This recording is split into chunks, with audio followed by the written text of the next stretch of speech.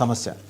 So ఇక women అంటే డ్వాక్రా ఉమెన్ జాగ్రత్తగా మనం అనలైజ్ చేయగలిగితే కనుక వీళ్ళు ఇచ్చిన ఇన్పుట్స్ ప్రకారం, కేవలం ఈ సంస్థ ఇచ్చిన ఇన్పుట్స్ ప్రకారం మనం అనలైజ్ చేయగలిగితే 65 పారామీటర్స్లో ఉద్యోగులు, రిటైర్ అయిన వాళ్ళు, చిన్న చిన్న వ్యాపారస్తులు, ఉమెన్, టీచర్స్ వీళ్ళందరూ కూడా వ్యతిరేకంగా ఉన్నారు.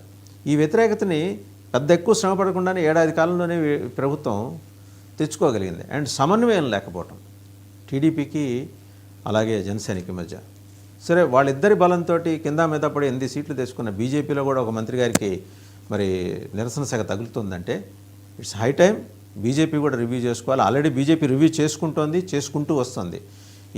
ఇదే కూటమితో కంటిన్యూ అయితే కనుక ఢిల్లీ అభిప్రాయం, ఢిల్లీ మీడియా రిపోర్ట్ చేసిన దాని ప్రకారం కంటిన్యూ అయితే బీజేపీకి వచ్చే 4 సీట్లు కూడా రావు, అత్యవసర మార్కులు కూడా రావు, మళ్ళీ 0.83కి పడిపోవాల్సిందే.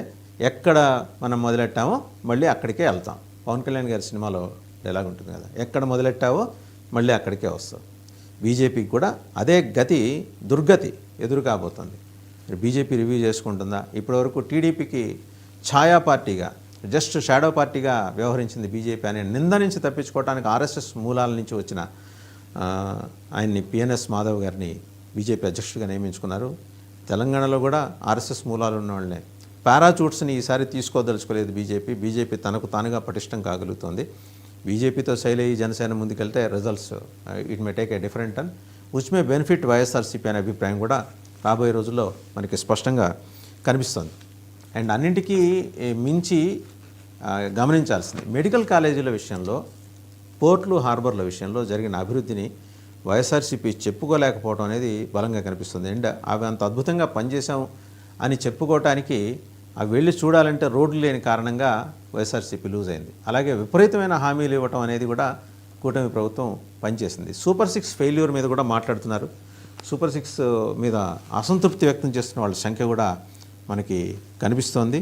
అండ్ రాజకీయ కక్ష సాధింపు కోసం ఎస్సీ ఎస్టీ చట్టాలను ఉపయోగించడం అనేది దుర్మార్గం అనే అభిప్రాయం కూడా వ్యక్తం అవుతోంది. టీడీపీ జనసేన పార్టీల నాయకులు ఒకళ్ళ మీద ఒకళ్ళు ఆరోపణలు చేసుకుంటూ, విమర్శలు చేసుకుంటూ, అండ్ ఈ సర్వే అయిపోయింది. ఇన్ఫ్యాక్ట్ అప్పటికి అయిపోయింది కాబట్టి ఈ కాళహస్తి రీసెంట్ ఇష్యూ ఒకటి, ఇలాంటివి చాలా చోట్ల ఉన్నాయి. మన టీవీ రామారావు గారిని సస్పెండ్ చేశారు, మళ్ళీ పునరాలోచిస్తున్నారట. వినూత గారిని బహిష్కరించారు, పునరాలోచిస్తున్నారట. నిజాలు వచ్చి జనసేన ఉన్న అన్ని పార్టీల్లో రీసెంట్ పార్టీ కింద, రీసెంట్ అంటే వైఎస్ఆర్సీపీతో సమానంగా ఏర్పడిన పార్టీయే. ఆ పార్టీ వాళ్ళ అధికారంలోకి వచ్చిన తర్వాత పెడపోకట్లు పోవటం ఏంటి? కొందరు నాయకులు, నాట్ ఆల్, అగైన్ వాళ్ళు సర్వేలో కూడా చెప్పింది, అందరినీ అనలేదు వాళ్ళు. ఈ పెడపోకట్లు పోవటం ఏంటి? 100 ఏళ్ల కాంగ్రెస్ మాదిరి, లేకపోతే దేశంలో బలంగా వేళ్ళునుకున్న బీజేపీ మాదిరి ఆ వింత పోకట్లు, ఫ్యూడలిస్టిక్ మెంటాలిటీ తోటి వెళ్ళటం ఏంటని నిలదీస్తున్నారట జనం. పేదలకు ఎక్కువగా మేలు జరిగింది గత ప్రభుత్వం అనే ఇంప్రెషన్ ఉన్నప్పుడు పూర్ సెక్షన్స్ నుంచి సపోర్ట్ ఇంకా జగన్మోహన్ రెడ్డికే ఉంది. Poor, lower middle class, SC ST BC మైనారిటీలో మెజారిటీ, ఇంకా అంటే మెజారిటీ ఇన్ ది సెన్స్ ఆయన ఏదో తన జేబులో దాచిపెట్టాను అనుకున్న 40% ఆయనతోనే ఉన్నారనే పద్ధతిలో ఈ ఫైండింగ్స్ వస్తున్నాయి. అండ్ లిక్కర్ స్కామ్లో 40 వస్తుంది. 43% వైసీపీని సపోర్ట్ చేస్తే 42%. అంటే అక్కడ కూడా వైసీపీ హయాంలో ఎక్కడ ఏం జరగలేదనేది. ఫైనల్ కంక్లూజన్ ఏం రాసుకుంటూ వచ్చారంటే వీళ్ళు,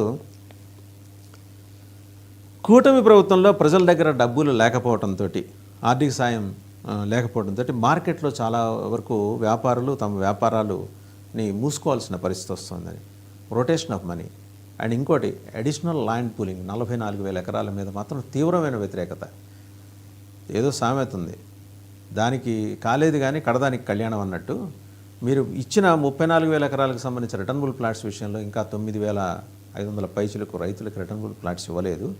ఇవాళ మీరేమి ఇస్తారు అని మనం చూసాం. తాడికొండ నియోజకవర్గంలో శ్రావణ్ కుమార్ గారు ఎమ్మెల్యే, వారు గ్రామ సభలకు వెళ్తే అక్కడ వారికి తగిన నిరసన సెగ పొన్నేకల్లోనూ.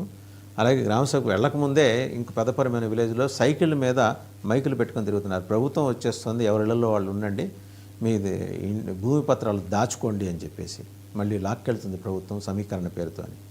ఇంత ఓపెన్ అప్రోర్ వచ్చిన తర్వాత కూడా ఇంకా కూటమి మేల్కోకపోతే కనుక రిపర్కషన్స్ చాలా దారుణంగా ఉంటాయి అనే అభిప్రాయాన్ని అయితే ఇది వ్యక్తం చేస్తుంది. ఈ మూడ్ ఆఫ్ ఏపీ వ్యక్తం చేస్తుంది. ఏడాది తర్వాత వీళ్ళు చేశారు. And more than 1.5 months meticulous 172 segments ఒక 3 నియోజకవర్గాలు బహుశా రిజర్వ్డ్ అది అటవీ ప్రాంతంలో ఉంటాం, ఏజెన్సీ ప్రాంతంలో ఉంటాం. భారీ వర్షాల కారణంగా వెళ్ళలేకపోవడం వల్ల అక్కడ చేయలేకపోయారు. శాంప్లింగ్ కూడా ర్యాండమ్ అండ్ స్పెసిఫిక్ చేశారు. చేసిన దాంట్లో వచ్చిన అవుట్కమ్ని పాజిటివ్ యాంగిల్లో తీసుకుంటే కరెక్ట్ చేసుకోవడానికి ఇంకా ప్రభుత్వానికి ఒక్కొక్క సంవత్సరం టైం ఉంది.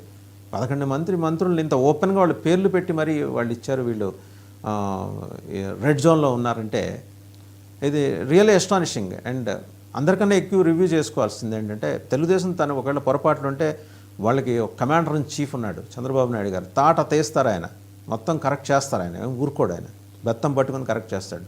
ఇవ్వాల్సినంత స్పేస్ ఇచ్చాడు, ఇవ్వాల్సినంత సమయం కూడా ఆయన ఇచ్చాడు. దాన్ని దుర్వినియోగం చేసుకుంటే రిపర్కషన్స్ ఎలా ఉంటాయి రేపు ఆగస్టులో జరిగే కేబినెట్ పునర్వ్యవస్థీకరణలో వాళ్ళకే తెలుస్తుంది. ఒళ్ళు దగ్గర పెట్టుకొని పని చేయటం ఎలాగో చంద్రబాబు నాయుడు గారి దగ్గర నేర్చుకోవాలి. వెరస్ బీజేపీ జనసేనలో ఈ రకమైన ఆరోపణలు ఎదుర్కోవటం, రెడ్ జోన్లోకి రావటం, ఇది కొంత బీజేపీ రివ్యూ చేసుకోవాలి. సెంటర్లో ఉన్న బీజేపీ రివ్యూ చేసుకోవాలి. ఇక్కడ కాదు. ఇక్కడ బీజేపీకి తెలుగుదేశానికి పెద్ద తేడా ఏం లేదనే ఇంప్రెషన్లో చాలామంది ఉన్నారు. అదే అభిప్రాయం జనంలో కూడా వ్యక్తమైనట్టుగా ఈ సర్వే చేసిన వాళ్ళతో మాట్లాడినప్పుడు అర్థమైన విషయం. అండ్ కంక్లూషన్కి వచ్చేప్పటికీ పౌర హక్కుల సంఘాలు, మేధావుల సంఘాలు ఆంధ్రప్రదేశ్లో అన్యాయాన్ని ప్రశ్నించాల్సిన వాళ్ళు మౌనంగా వారి వారి రాజకీయ అవసరాలు ఆంధ్రప్రదేశ్ చూసుకోవటం వల్ల ఆంధ్రప్రదేశ్ని అధోగతి పాలు చేస్తుంది. అండ్ పరిశ్రమల విషయంలో ప్రభుత్వం చేస్తున్న తప్పుడు ప్రచారం గురించి కూడా ఎక్కువ మంది హైలైట్ చేశారు. ఇక్కడ జగన్మోహన్ రెడ్డిని 1000 అడుగుల గొయ్యి తీసి పాతేయాలి అనే భూతాన్ని, ఇవి చంద్రబాబు నాయుడు గారి స్టేచర్కి తగ్గ స్థాయిలో ఇలాంటి వ్యాఖ్యలు లేవనేది వాళ్ళు ప్రధానంగా ప్రస్తావన చేశారు. అండ్ 2024 ఎన్నికల్లో ఇచ్చిన సాధ్యం కాని, ఆచరణ సాధ్యం కాని, అలవి కాని హామీలు, అమరావతి పైన మాత్రమే శ్రద్ధ పెట్టడం, దానికోసం అదనంగా అప్పులు చేయడం, ల్యాండ్ పూలింగ్ ద్వారా తీసుకున్న భూమిని ఇష్టం వచ్చిన వారికి ఇష్టారీతిన భూములు కేటాయించడం, ప్రభుత్వాన్ని ప్రశ్నించిన వారిపై కక్ష సాధింపు చర్యలు, రాబోయే 2 ఏళ్లలో అమరావతి అనేది ప్రభుత్వానికి మోయలేని భారంగా మారటం, లిక్కర్, ఇసుక, mining, settlements, real estate mafia, ration బియ్యం మాఫియా, టీడీపీ జనసేన కార్యకర్తలు నాయకుల మధ్య విభేదాలు, రైతుల అసంతృప్తి, ఉద్యోగులు, రిటైర్డ్ ఉద్యోగుల అసంతృప్తి, ప్రస్తుత ప్రభుత్వం చేస్తున్న అప్పులు, నిరుద్యోగుల అసంతృప్తి, శాంతి భద్రతల ఫెయిల్యూర్, కేవలం ప్రతిరోజు ప్రతిపక్ష నాయకుడు జపం చేయడం, విమర్శించడం, రెడ్ బుక్ అని 3 ఏళ్ల పాలన, ట్రిపుల్ ఏ పాలన. ఏ అంటే ఒక ఏ